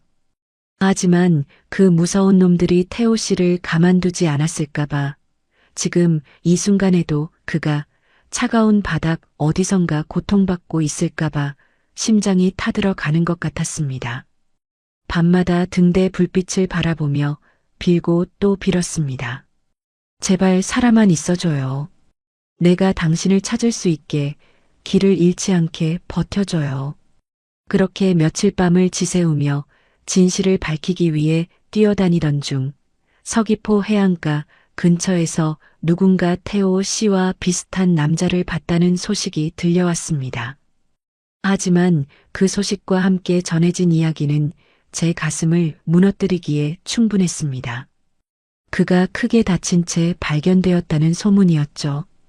여러분, 인생에서 가장 긴 밤이 언제였냐고 물으신다면 저는 주저없이 태호 씨를 찾아 헤매던 그 비바람 치던 밤이라고 말할 겁니다. 진실이 담긴 서류를 품에 안고 그가 있을 법한 곳을 샅샅이 뒤지는데 하늘도 무심하시지. 12년 전 그날처럼 서귀포 바다에는 또다시 거친 폭풍우가 몰아치기 시작하더라고요. 미친 듯이 쏟아지는 빗줄기가 제 뺨을 때리고 거센 바람에 몸이 휘청거렸지만 저는 멈출 수 없었습니다. 태호 씨가 나를 지키려다 잘못되면 어떡하나, 그 착한 사람이 혼자서 얼마나 무서웠을까 하는 생각에 발톱이 깨지고 무릎이 까지는 줄도 모르고 달렸습니다. 태호 씨 어디 있어요? 제발 대답 좀 해봐요. 목이 터져라 외쳐봐도 돌아오는 건 공허한 파도 소리뿐이었습니다. 그러다 문득 우리 함께 걷던 등대 근처 작은 포구가 떠올랐습니다. 태호 씨가 나중에 여기서 지한 씨랑 낚시도 하고 배도 타고 싶다고 무심하게 툭 던졌던 그 장소 말이에요. 저는 마지막 희망을 품고 캄캄한 포구 쪽으로 발걸음을 옮겼습니다. 저 멀리 거친 파도가 들이치는 방파제 끝에 낯익은 실루엣 하나가 보였습니다. 비바람에 젖어 축 처진 어깨, 하지만 태풍에도 굴하지 않을 듯 단단하게 서 있는 그 뒷모습, 바로 태호 씨였습니다. 저는 숨이 턱끝까지 차올랐지만 멈추지 않고 소리를 질렀습니다. 태호 씨. 제 목소리에 남자가 천천히 고개를 돌렸습니다. 가로등 불빛 아래 비친 그의 얼굴은 피와 빗물로 얼룩져 엉망이었고 한쪽 팔은 힘없이 늘어져 있었죠. 그 험악한 놈들에게 얼마나 당한 건지. 저는 그를 보자마자 다리에 힘이 풀려 주저앉고 말았습니다. 태호 씨는 비틀거리는 걸음으로 제게 달려와 젖은 손으로 제 얼굴을 감싸주었습니다. 지한 씨, 여기 왜 왔어요? 위험하게 여길 왜? 그의 목소리는 갈라져 있었지만 여전히 저를 걱정하는 그 다정한 온기가 느껴졌습니다. 저는 그의 품에 안겨 어린아이처럼 엉엉 울어버렸습니다. 51살 인생에 이렇게 서럽게, 그리고 이렇게 기쁘게 울어본 적이 또 있었을까요? 이 바보 같은 사람아, 왜 혼자 다 짊어지려고 해요? 당신이 사기꾼이 아니라는 거, 나를 지키려고 그랬다는 거 다 알았단 말이에요. 제가 그의 가슴을 툭툭 치며 오열하자 태호 씨는 남은 한 팔로 저를 부서질 듯 꽉 끌어안았습니다. 빗물이 우리 사이를 가로막아도 거친 파도가 방파제를 집어삼킬 듯 들이쳐도 그 순간만큼은 세상에 우리 둘밖에 없는 것 같았습니다. 미안합니다, 지한 씨. 내가 너무 못나서 당신한테 짐이 될까봐, 나 때문에 당신까지 다칠까봐 무서웠어요.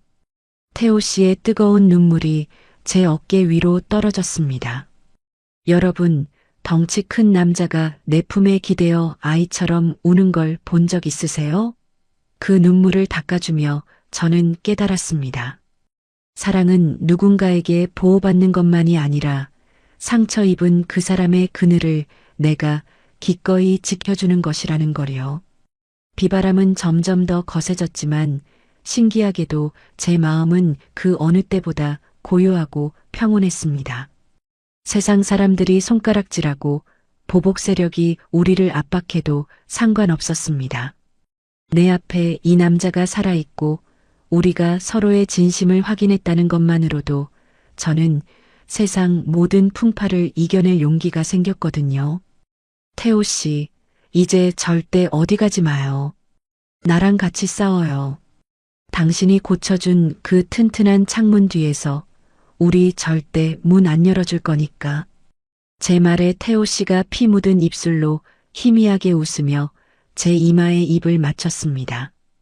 그건 단순한 입맞춤이 아니라 남은 생을 함께하겠다는 가장 단단한 맹세였습니다. 우리는 서로의 체온에 의지한 채 비바람을 뚫고 우리의 안식처인 책방으로 향했습니다. 마을 사람들의 차가운 시선도 그놈들의 협박도 이제는 두렵지 않았습니다. 사랑하는 사람의 손을 잡고 걷는 이 길 위에서 저는 12년 만에 처음으로 진짜 살아있다는 감각을 온몸으로 느꼈습니다. 이제 남은 건 이 남자의 억울함을 풀고 우리만의 평화로운 일상을 되찾는 일뿐이었습니다. 하지만 여러분, 진정한 치유는 이제부터 시작이었습니다. 몸과 마음의 깊은 상처를 입은 태호 씨를 돌보며 저 또한 제 안에 깊이 박혀있던 슬픔의 잔해들을 하나둘 꺼내 놓아야 했거든요. 비가 그친 뒤 찾아올 찬란한 햇살을 기다리며 우리는 서로의 흉터를 정성껏 치료하기 시작했습니다. 여러분, 사실 사람이 제일 무한할 때가 언제인지 아세요? 내가 죽일 놈이라고 손가락질했던 사람이 알고 보니 세상 천지 둘도 없는 의인이었다는 걸 알게 된 순간이죠.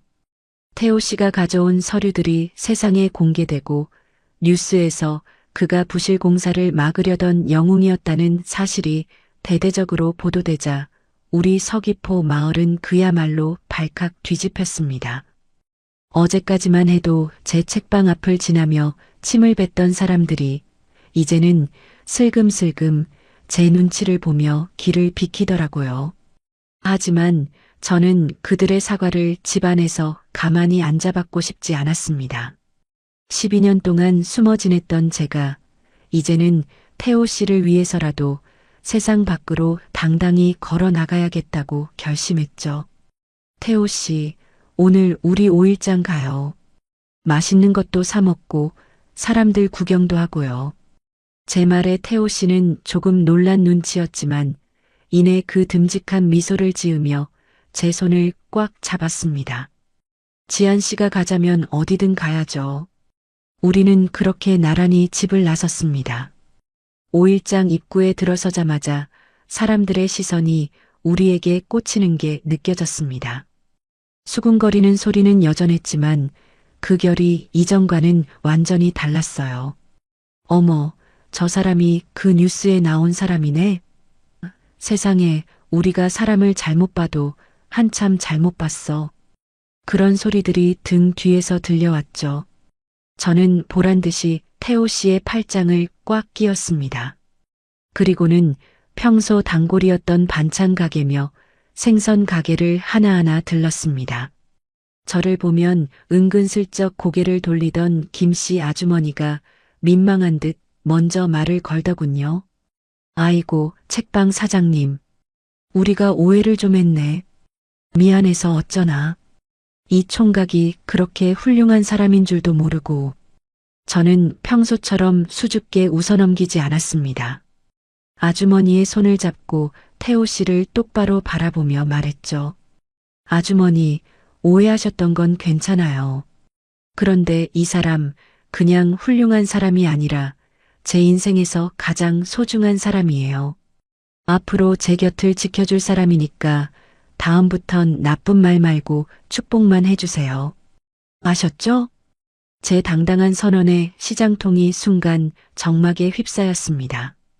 51살 먹은 여자가 시장 한복판에서 자기 사랑을 이렇게 대놓고 공표할 줄은 아무도 몰랐겠죠. 제 팔에 매달린 태호 씨의 팔 근육이 파르르 떨리는 게 느껴졌습니다. 감동했는지 아니면 쑥스러운 건지 그의 얼굴이 귤보다 더 붉게 달아올랐더라고요. 그래요, 사장님. 우리가 정말 미안했어. 두 사람 아주 잘 어울리네. 여기저기서 박수 소리와 함께 덕담이 터져 나왔습니다. 비난의 화살이 축복의 꽃가루로 변하는 건 한순간이었습니다.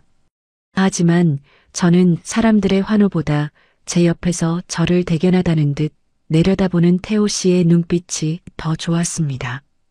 12년 전 바다의 모든 걸 잃고 유령처럼 떠돌던 제가 이제는 누군가의 손을 잡고 시장 바닥을 누비며 이 사람이 내 사람이다라고 말할 수 있게 된 거예요. 태호 씨는 제 손을 잡은 채 장터 국밥집으로 저를 이끌었습니다. 뜨거운 국밥 김이 모락모락 피어오르는 식탁에 마주 앉아 우리는 남들의 시선 따위 아랑곳하지 않고 서로의 입에 반찬을 얹어주며 웃었습니다. 지한 씨, 오늘 정말 멋있었어요. 제가 가구 만드는 법은 알아도 이렇게 사람 마음을 당당하게 만드는 법은 몰랐거든요. 태호 씨의 그 투박한 칭찬에 제 가슴은 다시 한번 요동쳤습니다.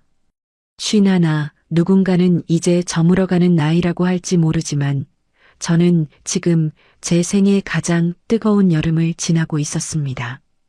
태호 씨의 그 넓은 어깨가 제 방파제가 되어주고 제 당당함이 그의 상처를 닦아주는 이 완벽한 조화. 5일장을 한 바퀴 다 돌고 돌아오는 길, 우리는 누가 먼저랄 것도 없이 서귀포 앞바다가 내려다 보이는 언덕에 멈춰 섰습니다. 예전엔 무섭기만 했던 파도 소리가 이제는 우리 사랑을 축복하는 박수 소리처럼 들리더라고요. 태호 씨, 이제 정말 우리 앞에 가로막을 게 없네요. 제 말에 태호 씨는 대답 대신 제 어깨를 감싸 안았습니다. 붉게 물들어가는 서귀포의 노을이 우리 두 사람의 그림자를 하나로 길게 늘어뜨리고 있었죠. 마을 사람들의 시선에서 해방되고 과거의 상처로부터 자유로워진 우리에게 남은 건 이제 오직 서로의 온기를 온전히 나누는 일뿐이었습니다. 하지만 여러분, 시장에서 당당하게 선언했다고 해서 모든 게 끝난 건 아니었죠. 이제 우리는 그동안 미뤄왔던 세상에서 가장 은밀하고 뜨거운 우리만의 시간을 준비해야 했습니다. 집으로 돌아가는 태호 씨의 발걸음이 유난히 빨라졌고 제 심장 소리는 아까 시장 사람들의 박수 소리보다 더 크게 들리기 시작했거든요.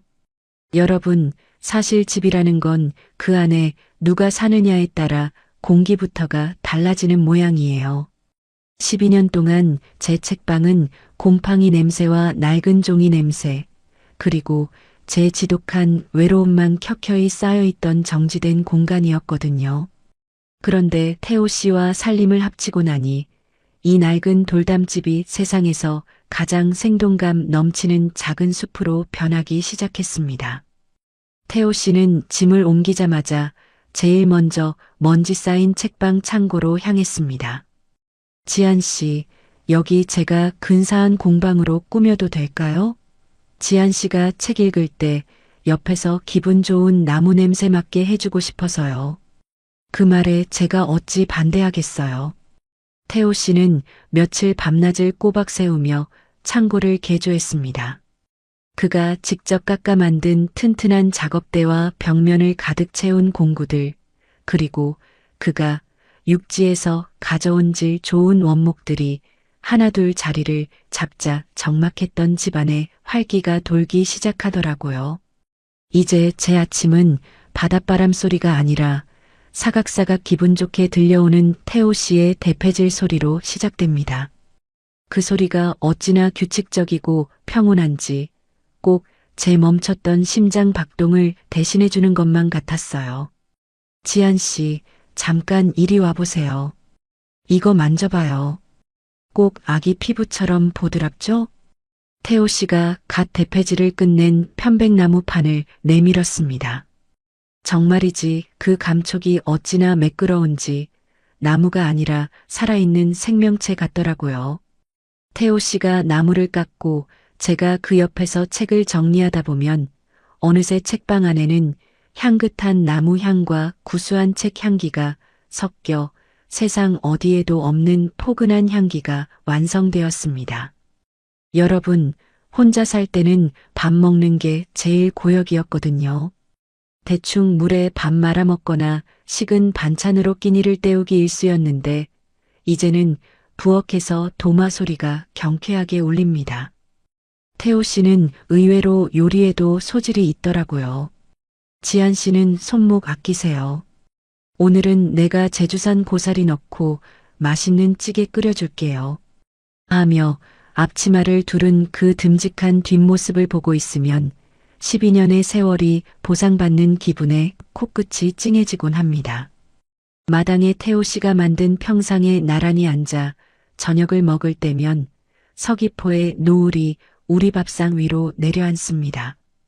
12년 전에는 저 바다가 원망스러워 쳐다보기도 싫었는데 이제는 태호 씨 손을 잡고 오늘 바다가 참 잔잔하네요 하고 웃으며 말할 수 있게 되었어요.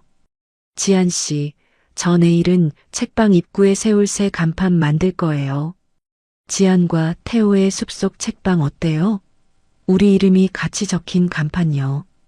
태호 씨의 그 말 한마디에 가슴이 벅차올랐습니다.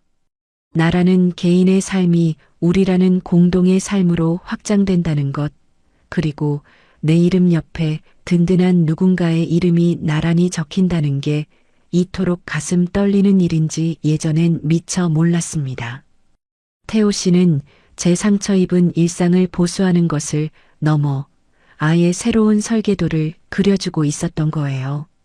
밤이 깊어지면 우리는 태호 씨가 직접 만든 커다란 침대에 나란히 눕습니다. 침대 헤드에서 은은하게 배어나오는 편백향을 맡으며 서로의 손을 꼭 잡고 오늘 있었던 사소한 일들을 이야기하죠. 오늘 오셨던 손님이 서가가 너무 예쁘대요.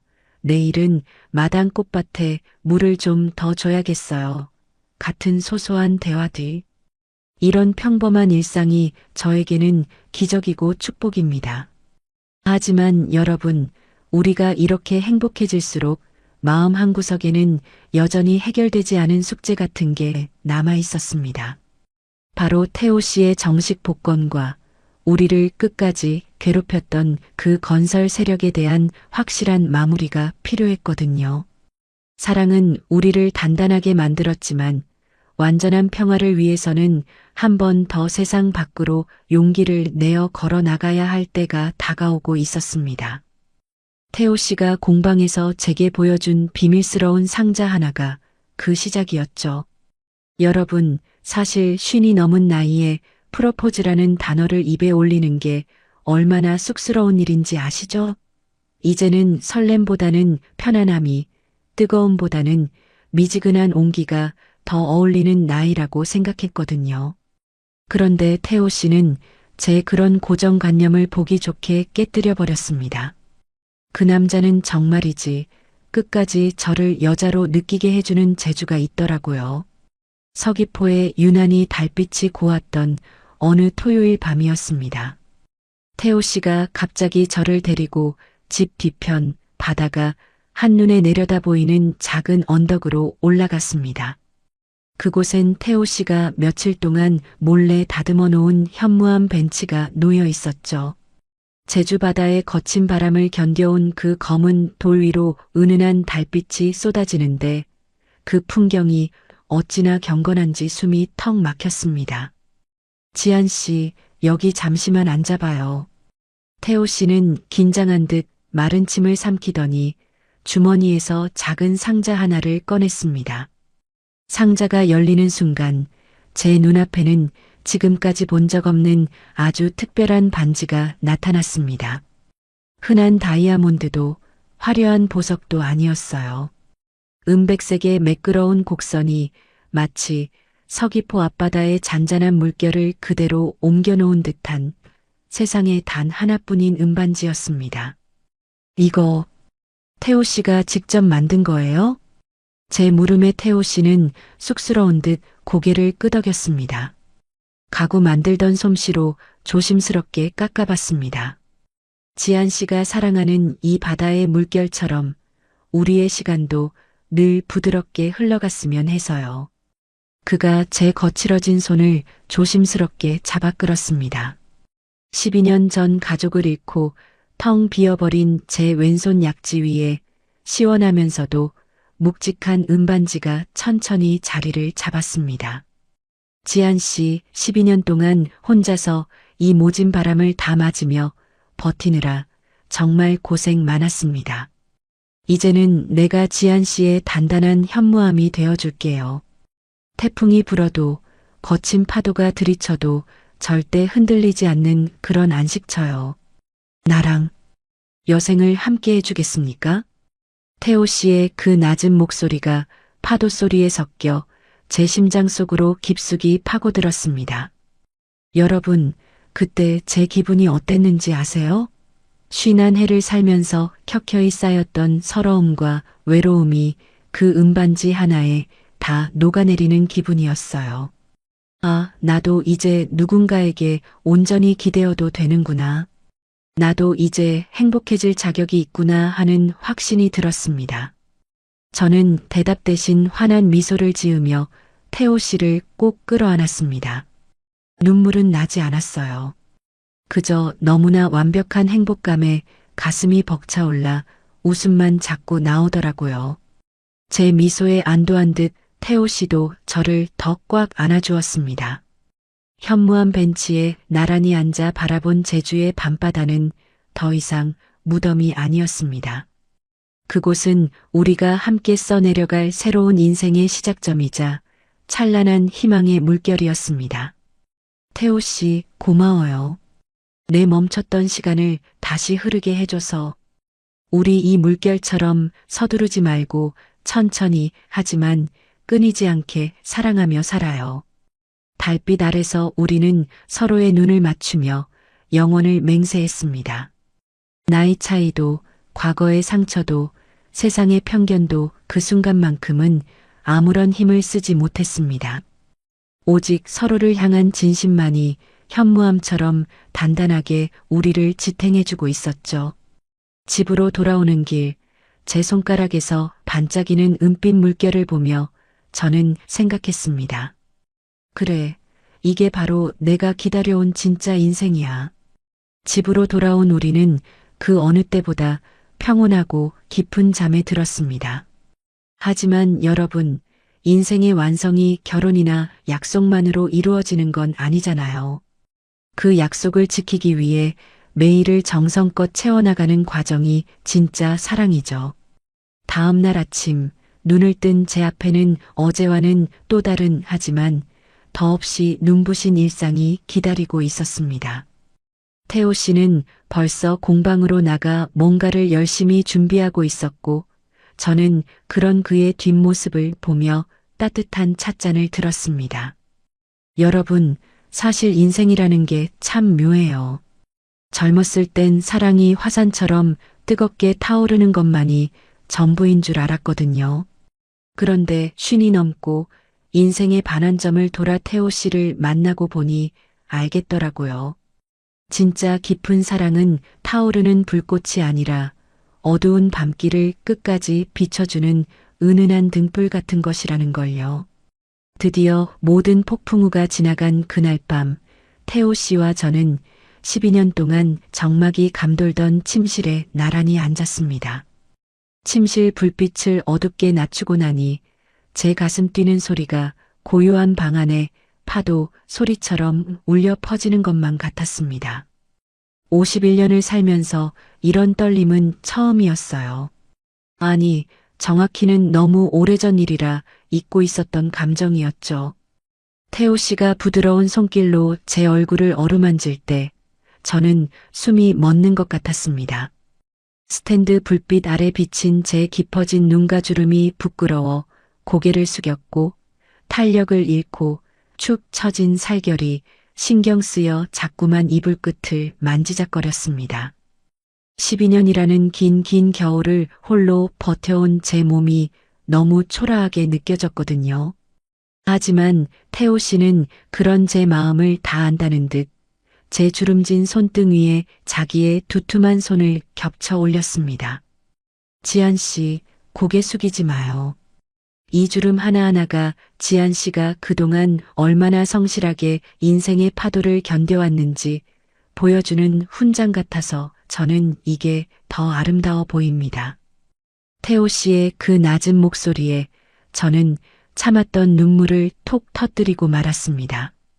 이 남자는 제 겉모습이 아니라 제 영혼의 상처까지 사랑해주고 있었던 거예요.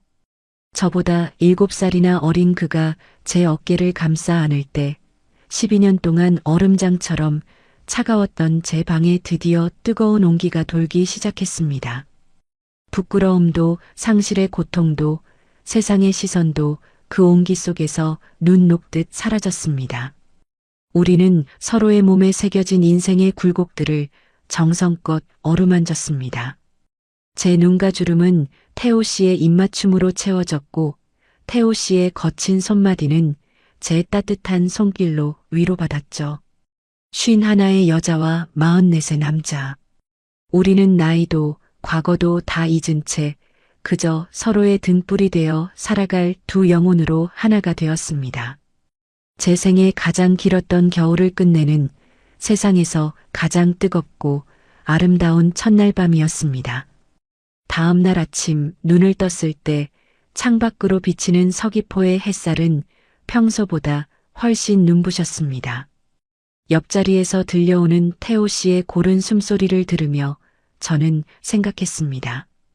그래, 인생의 황혼은 저무는 시간이 아니라 가장 깊고 은은한 빛을 내는 시간이야라고요.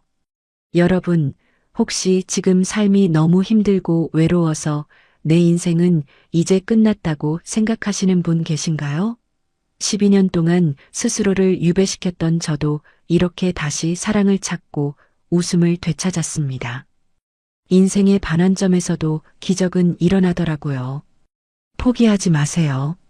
여러분의 인생에도 태호 씨 같은 따뜻한 나무 향기가 그리고 빛나는 황혼이 반드시 찾아올 테니까요. 자, 오늘 준비한 서귀포 책방 지안 씨와 태호 씨의 기적 같은 사랑 이야기는 여기까지입니다. 51살 지안 씨의 용기 있는 선택에 응원을 보내고 싶으신 분들, 그리고 두 사람의 앞날이 늘 꽃길이길 바라시는 분들은 영상 오른쪽 아래 구독과 좋아요 꼭 눌러주세요. 여러분의 구독은 저에게 큰 힘이 되고 좋아요는 더 많은 분에게 이 따뜻한 위로를 전하는 등불이 됩니다. 알림 설정까지 해주시면 다음번에도 가슴 뭉클한 사연으로 제일 먼저 찾아뵐게요. 오늘 사연 들으면서 여러분은 어떤 생각이 드셨나요? 여러분이 겪은 사랑 이야기나 지안 씨에게 전하고 싶은 응원의 메시지를 댓글로 남겨주세요. 제가 하나하나 소중히 읽어보겠습니다. 오늘도 사랑 가득한 하루 되세요. 지금까지 긴 이야기 들어주셔서 감사합니다. 모두 무료이니 마음껏 응원해주세요.